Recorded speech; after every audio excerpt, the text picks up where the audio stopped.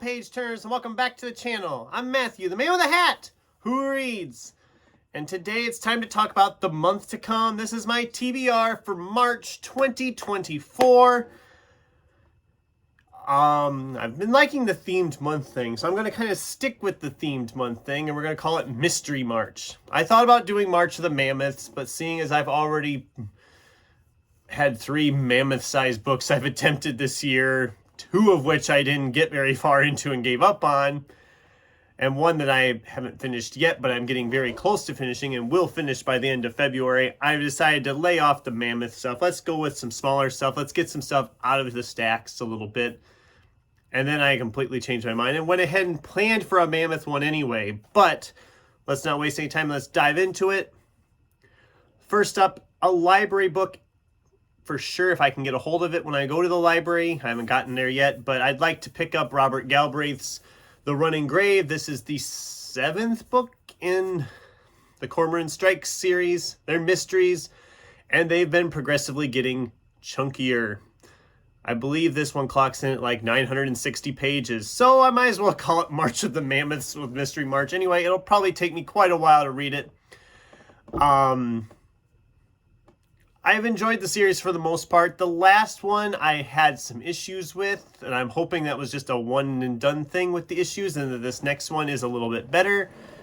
I guess we'll find out when I pick it up. Hopefully I get a hold of it this month. If not, I'm sure I'll find some other ones at the library that fit my Mystery March theme. Now let's get into stuff of my own I have. Because I got a whole stack here. And some of these are not necessarily mysteries exactly, but there's mysteries involved with it, if that makes any sense. They're not all straight up mysteries. For example, this one, Dostoevsky's, I just butchered that name, Crime and Punishment. I've been meaning to read this one for a while. I need to get back into reading some classics. I've enjoyed most of the classics I've read. I've heard really good things about this one. Is it a mystery? Probably not exactly, but crime, punishment, that usually has something to do with mystery somewhere. Okay, I'm stretching it. The rest of these are a lot closer to mystery than this one, but it just felt like a good time to read it and finally get at this one. So, mystery, you can't do mysteries, as far as I'm concerned, without Dick Francis. The guy wrote like 40 different mystery novels, all set somewhere around horses and horse racing. So I picked up 2 for this month. We have The Danger, which it's a simple cover, but I do like the cover. And Long Shot, which still has a price sticker on it from wherever I got it from. I haven't read either one of these, so this will be fun to hackle into these 2. I've been trying to read through all his. I have them all now. Let's see here. The Danger, kidnapping, murder, disappearances. Okay, I found some. And then Long Shot, it sounds like writer of travel guides, is impulsive, racehorses. Yeah. These should be fun. I might do a video about Dick Francis this month. He's an author I think a lot of people don't give credit to and they don't talk about. So, also have Ray Bradbury's Let's All Kill Constance. I'm a little worried about this one. I didn't realize that this was 3rd in a series until after I got it. And I read the first one in the series because I actually had that one and I was not overly thrilled with it. I mean, it was beautifully written, but it just felt like we didn't really go anywhere. It was just kind of all over the place. This sounds more like murder-esque murder mystery type thing, so I'm hoping I enjoy this more than that one, but we'll see. It's not terribly long. It's 240 pages. It was at a library at one point. I don't know where that is. It's in my home state, but I don't know where that town is. But anyway, it's Ray Bradbury, so you know it's going to be well written because it's Ray Bradbury. He's one of the greatest writers of all time. We'll see. I hope I enjoy it.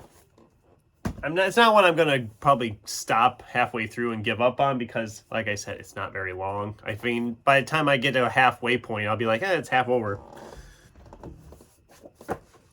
Then we have this one, which you haven't seen me hold up before, because it's actually in my stack for my book haul video this next couple weeks. But this is Juno Black's Shady Hollow. This is a murder mystery with animals. You know, talking animals. Woodland creatures live together in harmony until a curmudgeonly toad turns up dead and the local reporter has to solve the case. I think I heard about this. I think it was Kristen Crave's Books mentioned this book. I can't remember. I'm really bad about writing down when I see a book that sounds interesting on who I learned it from. I'm pretty sure it was Kristen Crave's Books. But it sounded kind of fun and cutesy and just like, you know, so I'm like, I'll give it a shot. And I found it at Barnes & Noble here back in January and thought, I'm going to pick that up. And then I decided to read it here for Mystery March. So we're on the same page now. I'm excited for this one. I've been looking forward to it. The cover is just, it's a gorgeous cover. And it just sounds like something different. And you know me, I like stuff that's different. So then we have Fred Van Lent's 10 Dead Comedians. It's a darkly clever take on Agatha Christie's And Then There Were None and other classic mysteries. And I love this. I read his book, The Con Artist, before, and that was kind of a murder mystery, like a Comic-Con type thing. This sounds like it's 9 comedians of various acclaim are summoned to the island retreat of legendary funny man Dustin Walker. And then slowly but surely they find themselves being murdered one by one. And once again, he has the best covers. Look at that cover. That is just fantastic. Except there's probably spoilers involved on this cover, but that's okay because I haven't read the book yet. It's just a, whoa. I just realized, see this guy here getting hit with a bat? That's his head over there. What the heck is the layout of this house? I'm really curious now. I'm excited for this. If it's anywhere near as fun as the cover. The Con Artist is one I enjoyed, but I didn't love it. I'm really excited for this one. I mean, with them being comedians, it's bound to be funny too. So I'm excited for that. That sounds really fun. Okay. These last 3, I don't know if I'll get to this month. And once again, one's probably a bit of a stretch on mystery. Actually, all 3 of these are probably stretches on that. But this one does say somewhere on it I read here that it sounds like it's a mystery. So this is Tim O'Brien's In the Lake of the Woods. And I mean, it's, well, here we go. When long-hidden secrets about his past come to light, John Wade, a Vietnam veteran and recent candidate for the U.S. Senate, retreats with his wife to a lakeside cabin in northern Minnesota. Within days of their arrival, his wife mysteriously vanishes into the watery wilderness. I mean, that's a just missing person mystery, you know? I loved the things they carried when I read it last year. My girlfriend gave me this and that one at the same time. I'm hoping to enjoy this one as well. We'll see. Again, it's not... I hate when books do this. Look at this. I can't even make it work. Try it again. All the blank pages at the back of a book. Why do they do that? What's the point? Is it just like, is it stylish to waste paper? They even do it in the front. A blank page in the front of the book. What's the purpose? Is this for note taking? Am I supposed to take notes while I'm reading? I don't like homework. That should be good. Tim O'Brien's a fantastic writer. His writing style is really good. I'm also a big fan of Max Allan Collins' writing style as well. And this is Girl Most Likely. And yes, it's a thriller, but I've read a lot of his stuff. His thrillers usually have some kind of mystery angle to them as well. So I'm excited for this one as well. Max Allan Collins is an author I have enjoyed a lot in the past, and I'm really excited to tackle this one as a nice little standalone. I think it's a standalone. Maybe there's a sequel. I don't know. It's kind of cool. The guy lives in Iowa, and I didn't realize that for the longest time.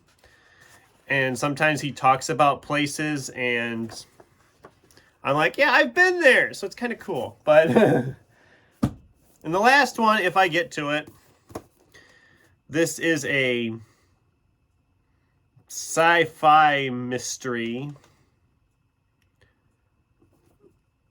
But it's A Man of Shadows. I love the covers. You've noticed they have a lot of themes this month. The covers are like all and it's just amazing on these books I have for this month. But it sounded interesting when I picked it up almost 2 years ago, and I need to get some of these out of here.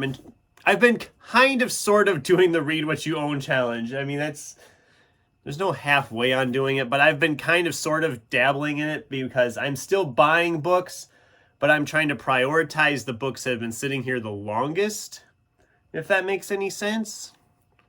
So when I do my book haul here this next couple weeks, you're going to see a bunch of books that I probably won't get to anytime soon. I don't know. We'll see. Depends on how the mood strikes me. I've been doing that too. I like making TBRs, but I'm finding myself more of a mood thing with these theme months. I find I'm getting through stuff more in doing that.